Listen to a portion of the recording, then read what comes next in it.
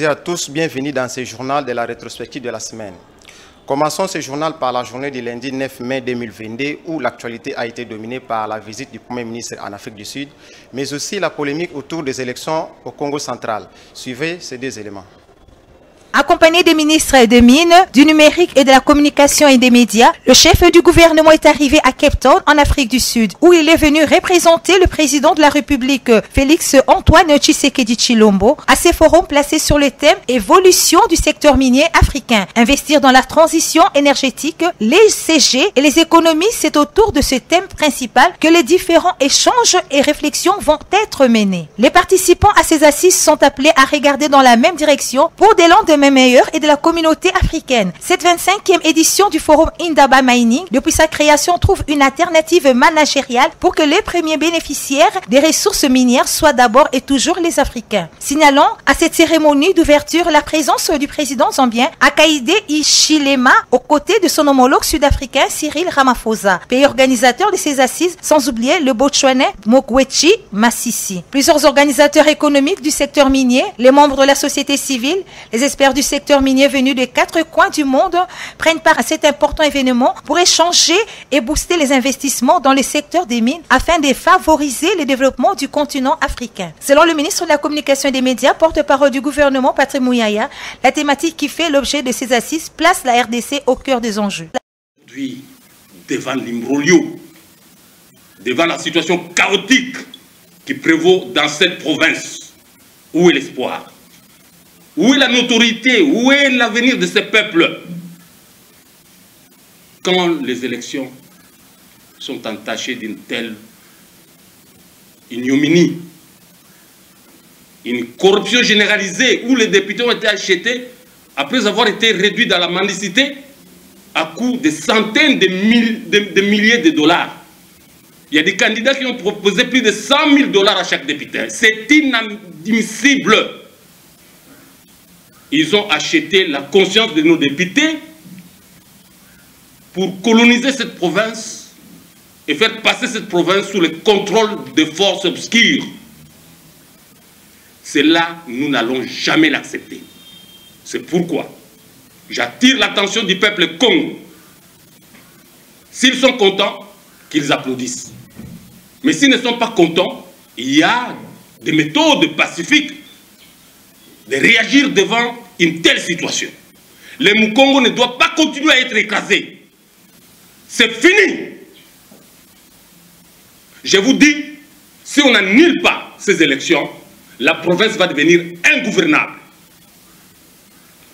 Nous allons décréter l'ingouvernabilité de cette province dans cette situation.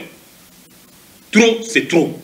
Soit, ils vont nous arrêter en inventant des cabales comme par le passé, puisque nous avons résisté, mais aujourd'hui, nous allons résister. Nous n'allons pas accepter ces élections-là. C'est pourquoi je demande au chef de l'État garant de fonctionnement des institutions d'annuler ces élections immédiatement.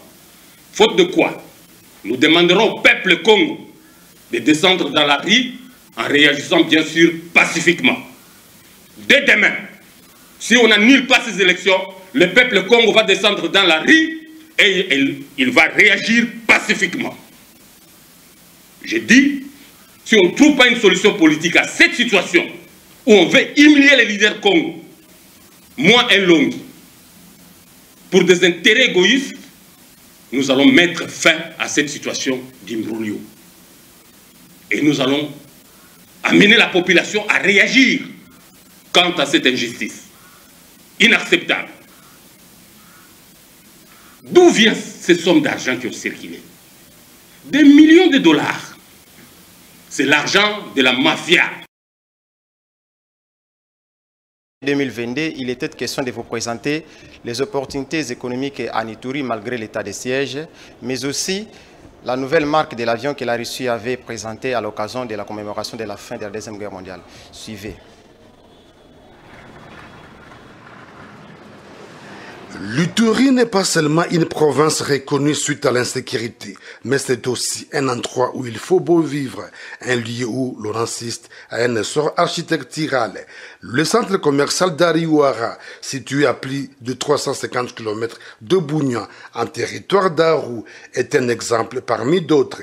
Des maisons y poussent comme des champignons. Les activités commerciales sont intenses avec la province du Haut-Ouélé, voire avec le pays voisin, à savoir l'Ouganda et le Soudan du Sud. C'est ici que l'opérateur économique Kenda Odou James a mis en application son sens d'entrepreneuriat pour investir dans cette partie du pays. Il œuvre dans plusieurs domaines, notamment le transport, les hydrocarbures, la construction des infrastructures et autres. C'est son entreprise Maisha Mungu qui a réhabilité l'axe routier Bougna-Libi sur la RN27 à la grande satisfaction des usagers. Nous étions en train de souffrir ici à cause du mauvais état de cette route. Nous nous réjouissons des travaux exécutés par Maisha Mungu. Nous demandons à d'autres entités longeant cet axe routier de les accompagner dans la réalisation de ces travaux, comme je l'ai fait, car il y va de notre intérêt, d'autant plus que sans la route, il n'y a pas de développement.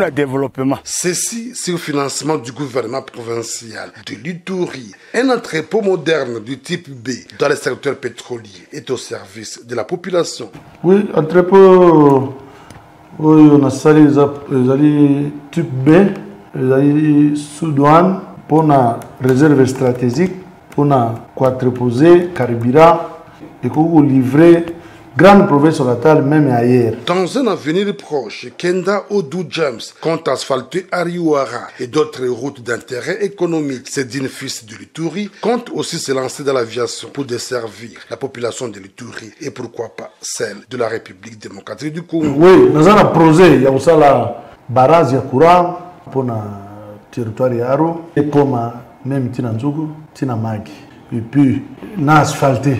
Balabala, bana kengezi base ti Aru ngote magi ti nyanya. Au regard du boom économique et immobilier, la localité d'Ariouara mérite d'être élevée au rang d'une ville en province de l'Ituri. Bonsoir Justine. Bonsoir David, bonsoir à tous. Donc cet avion très mystérieux pourrait participer à ce défilé. Oui, voilà ce que les moscovites ont vu passer au-dessus de leur tête ce matin pendant les répétitions du 9 mai. Le Ilyushin 80, nom de code russe IMAC, aussi appelé Doomsday Plane, l'avion du jugement dernier en français, ou avion de l'apocalypse. Sa mission, transporter Vladimir Poutine pendant les situations d'urgence et notamment en cas de guerre nucléaire. Ce qu'on comprend, c'est donc que la star du défilé militaire du 9 mai, ça sera lui, au-dessus de la place rouge, entouré d'avions de chasse MiG-29. Et ça en dit long sur l'état d'esprit du Kremlin, sur le degré de préparation souhaité par Vladimir Poutine en cas de guerre nucléaire. Et c'est une surprise, c'est plutôt une surprise. Oui, c'est une grosse surprise parce que cet avion, c'est l'un des grands mystères de l'aviation russe. Certains pensaient même qu'il n'existait plus. En fait, on ne l'avait pas vu depuis 12 ans, sa seule présentation publique d'ailleurs.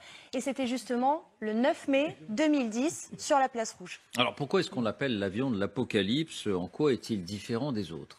Eh bien parce que dans l'esprit des Russes, il est conçu pour une guerre nucléaire, pensé comme un bunker volant. Il n'a pas de hublot, sauf ceux du cockpit en verre ultra renforcé, dit-on. Une seule porte d'embarquement au lieu de 3 pour d'autres avions. Son fuselage est renforcé à l'épreuve des chocs. Bref, tout cela le rend ultra résistant, même à une explosion nucléaire. À son bord, il y a 2 générateurs en cas de défaillance du système électrique. Il y a aussi ce que vous voyez là-haut, un radome, c'est-à-dire un abri protecteur pour des radars et des satellites. Cela afin de communiquer en temps réel avec un sous-marin nucléaire lanceur d'engins. Et surtout, il y a 7 sondes que l'on voit à l'avant du cockpit pour ravitailler en carburant en plein vol, exactement comme des avions de chasse de type Rafale. En clair, cet avion, il peut voler pendant des jours et des jours, faire le tour de la planète sans jamais avoir à se poser. Le 11 mai 2022, l'actualité était aussi politique où la déclaration choc de Jean-Claude Vomba a fait polémique, mais aussi la rencontre de l'ancien Premier ministre Matata Mponyo et l'ancien candidat à la présidentielle de 2018, Martin Fayulu. Suivez ces 2 éléments. Au tout début, je l'avais dit avant que même la pré-campagne commence, je demandais à tous nos collègues députés d'être ouverts vis-à-vis de tous les candidats. Parce que c'est le contact personnel, physique et même de fois à travers les réseaux, les radios, qui peuvent emmener quelqu'un à avoir une idée vis-à-vis du programme. Parce que tous les candidats refusaient de ressortir leur programme, sinon d'être copiés par X ou par Y. Et nous nous sommes rendus compte que la plupart, sur 80% des candidats, leur projet de société était le même. L'honorable Eugène Diomi a été un candidat comme tout le candidat. Mais des propos opprobres qu'il a voulu jeter sur cette institution m'a offusqué. Et je suis en train de le répondre personnellement. L'honorable candidat gouverneur Eugène Diomi est venu me voir en tant qu'électeur. Je lui ai posé la question la première fois. Allez voir les députés. Ne venez pas vous focaliser sur le président Vouemba. Parce que Vouemba n'a qu'une seule voix. Je crois que vous étiez là le premier jour à ma résidence. Il est revenu le deuxième jour en disant en caca, parce que c'est mon petit-fils, en caca, par rapport à ce que je suis venu vous voir. Vous savez, dans une campagne, quand nous faisons de campagne, tout le monde peut prendre un coca, un biscuit ou tout ce que vous voulez. Comme vous n'aimez plus manger chez les autres, vous n'aimez plus boire avec les gens, c'est pour cela, moi, je vous remets mon makasu, mon tsamba, mon lungwela, mon tondolo et tout. Et il me propose de me donner un chèque de 50 000 $. Je lui pose la question, à quoi servira ce chèque? Je n'en ai pas besoin. Le makasu, le tondolo, le tsamba, le lungwela que vous m'avez donné, c'est suffisant. Et il me dit, non, si c'est comme ça, je vous fais un contrat de 6 000 sacs de ciment. Je lui ai posé la question, mais où est-ce que vous aurez ces 6 000 sacs? Chez Sinat. Ça m'a encore fait plus mal. Parce que Sinat n'est pas encore ouvert et je suis en contact avec les travailleurs de Sinat qui sont en train de se démerder pour trouver un autre partenaire pour qu'ils puissent venir là-bas. Mais je me serais en faux. L'honorable Diomi a été gracié par le chef de l'État. Il n'a pas été amnistié. Il est interdit des alentours de 500 mètres des écoles de filles. Et c'est quelqu'un comme ça qui croyait qu'ici, les députés ne le savaient pas. Comment voulez-vous confier le gouvernorat à quelqu'un qui ne peut même pas aller rendre visite aux écoles de filles? Et il ne doit pas dépasser 500 mètres. C'est un très mauvais d'ailleurs. À la prochaine plénière, nous allons voir s'il ne va pas y avoir une saisine à la justice. C'est une réunion de prise de contact. Et comme vous le savez, nous avons été cooptés et désignés comme président national d'un parti politique, le LGD, Leadership et Gouvernance pour le Développement, et un parti qui s'est inscrit dans le bloc de l'opposition. Et il était donc important que nous puissions rendre visite à tous les grands animateurs du bloc de l'opposition. Comme vous le savez, Martin Fayulu était un des responsables de l'opposition. Voilà, vers le bloc patriotique. Bon, écoutez, c'est un bloc qui, pour le moment, rassemble disons, tous les partis de l'opposition, mais aussi des mouvements citoyens et laïcs. Et donc, je crois que nous avons aussi abordé cette question, d'autant plus que nous avons fait le tour d'horizon de toutes les grandes questions qui sont aujourd'hui gérées par l'opposition. Vous avez abordé aussi la question de la candidature unie de l'opposition aux élections 2023. Non, ça, ce sont des questions qui pourront suivre, parce qu'aujourd'hui, c'était la question de faire un tour d'horizon général. Mais je le souligne, Martin, c'est quelqu'un que je connais depuis bien longtemps, on a d'excellents rapports et donc c'est une sorte de retrouvailles. Merci. Jeudi dernier, le monde entier célébrait la journée internationale des infirmiers, mais aussi l'actualité judiciaire au pays était restée dominée par l'affaire Chebeya et Fidel Bazana. Suivez le commentaire de Divine Mbala. Il y a le devoir, dans le cadre de sa compétence forte et sur prescription médicale, ou dans le cadre d'un protocole thérapeutique, de dispenser des soins pour soulager la douleur. Le consentement d'un patient mineur ou majeur protégé doit être systématiquement recherché s'il est apte à exprimer sa volonté et à participer à la décision. L'infirmier doit informer le patient de son engagement, un protocole associé à un professionnel de santé dans une démarche de coopération entre eux, impliquant les transferts d'activités, les actes de soins et la réorganisation de leur mode d'intervention auprès de l'homme. L'infirmier doit accompagner le mourant jusqu'à ces derniers moments, assurer par des soins et méthodes appropriées la qualité d'une vie qui prend fin, sauvegarder la dignité de la personne soignée et réconforter son entourage. Il est interdit à l'infirmier d'en faire ou d'en favoriser une utilisation frauduleuse ou d'établir des documents de complaisance. L'infirmier a le devoir de mettre en œuvre tous les moyens à sa disposition pour assurer une vie digne jusqu'à la mort. Il a notamment le devoir d'aider les patients dont l'état de santé requiert à des soins palliatifs et à un accompagnement. L'information donnée par l'infirmier est loyale, adaptée et intelligible. Il tient compte de la personnalité du patient et veille à la compréhension des informations communiquées. En toutes circonstances, l'infirmier s'efforce par son action professionnelle de soulager le patient par des actions appropriées de son état et l'accompagne moralement. Bonne fête à nous, infirmiers.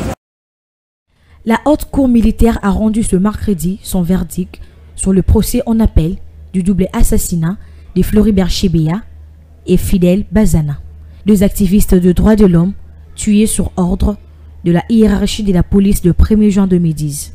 Christian Kenga Kenga, qui a refusé de comparaître devant la plus haute juridiction militaire, est condamné à la peine de mort. Il est reconnu comme le chef d'exécution de ces doubles meurtres. L'ordre est venu, comme je viens de dire tout à l'heure, et toutes les personnes qui accompagneraient Thierry, même si c'était sa femme, devraient subir le même sort. Raison pour laquelle il m'a montré les corps. Il dit que l'ordre vient de la hiérarchie. Je lui ai posé, quelle hiérarchie? Il m'a dit, général Enoum. Je dis, qu'est-ce qui prouve? Il dit, général Enoum avait reçu l'ordre du président de la République, Joseph Kabila.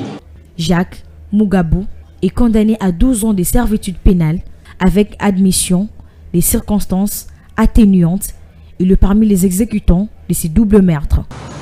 Pour nous, en tout cas, tous ceux qui ont été cités devraient comparaître devant les juges pour que chacun nous dise peut-être les dégâts de sa participation ou pas. N'est-ce pas? C'est pour cela que je dis que c'est pouvoir revient au juge de nous dire qui peut bien passer devant lui pour nous dire ce qui s'est réellement passé. Il y a beaucoup de noms qui ont été cités, notamment celui de l'ancien président de la République, Joseph Kabila Kabange. Ce procès a duré au moins 8 mois. Le verdict a été repoussé à plusieurs reprises, mais la Cour s'est enfin prononcée. En international, à la journée du vendredi, nous vous avons présenté les retours un peu normaux des activités en Ukraine malgré la situation de la guerre, mais aussi l'attaque au Togo, le corona en Corée, mais aussi l'affaire qui autour de la Coupe du Monde au Qatar. Suivez les condensés de tous ces éléments dans ce reportage réalisé par Laurence Komassamba. Ce restaurant est l'un des rares à avoir rouvert ses portes à Kharkiv. Ici, bruit ambiant et musique permettent d'oublier les sirènes et les bombes russes pendant quelques minutes.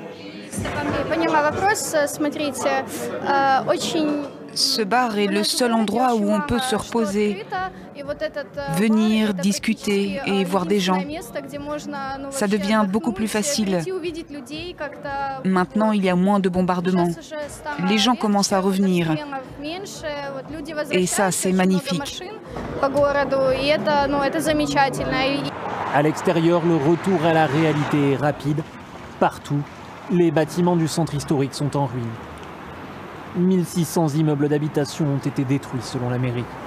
Beaucoup ont tout perdu et viennent chercher un peu de nourriture distribuée par le gouvernement. On est ici parce qu'on n'a pas d'argent, pas de travail. J'ai travaillé dans un café et avec la guerre, une chose terrible nous est arrivée. Une bombe est passée au-dessus de nous. Le centre-ville n'a pas été bombardé depuis le début de la semaine. Mais le bruit des explosions à seulement quelques kilomètres vient encore troubler un calme bien précaire. Des milliers de personnes sont toujours réfugiées dans le métro. Chacun essaie de survivre dans cet abri construit au temps de l'URSS. Les familles s'abritent ici. Là, c'est pour un jeune couple. Ici, c'est moi et mon mari. Et là-bas, c'est une vieille dame. Il fait froid et humide. J'espère que ce sera bientôt fini. C'est difficile de garder ce wagon propre et de prendre une douche, mais on fait de notre mieux. Impossible pour eux de savoir quand ils rentreront chez eux, mais les autorités encouragent encore les habitants à rester dans les abris. Il sera extrêmement difficile pour les civils de revenir à une vie normale. Kharkiv est défiguré. Vous voyez encore derrière moi les stigmates des tirs de missiles, cette université détruite. Mais certains pensent déjà à l'avenir, comme le conseil municipal qui a décidé de renommer certaines rues. Ici, l'avenue de Moscou va se transformer en avenue des héros de Kharkiv. C'est une violente attaque terroriste menée par un groupe d'individus lourdement armés non encore identifiés, selon les mots du gouvernement togolais. L'attaque a eu lieu sur un poste avancé militaire situé dans la localité de Pepakandi, dans la préfecture du Penjal, au nord du Togo et au sud du Burkina Faso.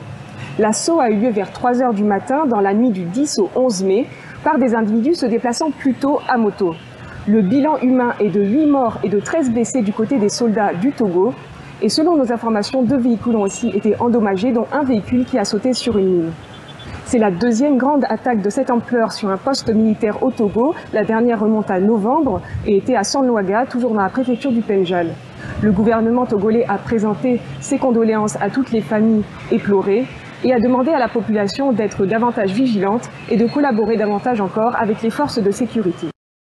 Kim Jong-un en visite au siège national de la prévention des épidémies.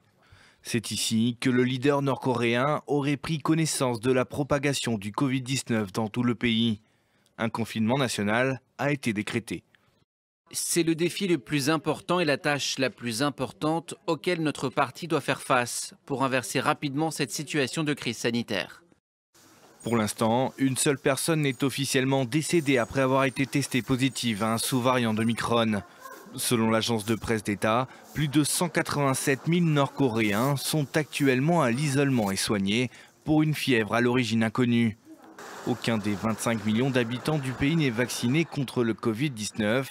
Pyongyang avait refusé les offres de vaccination de l'OMS, mais aussi de la Russie et de la Chine. Une épidémie en Corée du Nord serait catastrophique d'après les experts, alors que les infrastructures sanitaires sont réputées défaillantes. Jusqu'à présent, le pays avait officiellement tenu le virus à distance, en fermant hermétiquement ses frontières depuis 2020. Comme pour détourner l'attention, Kim Jong-un a fait tirer des missiles balistiques vers la mer du Japon, d'après l'armée sud-coréenne ce jeudi. À cause du Covid, de nombreux citoyens nord-coréens ont peur et il y a de fortes chances que l'ambiance sociale se détériore. Du coup, la Corée du Nord est tentée de précipiter des essais de missiles ou des tirs nucléaires pour remonter le moral des citoyens. Pour rappel, la Corée du Nord est sous le coup de sanctions internationales contre son programme de missiles et d'armes nucléaires.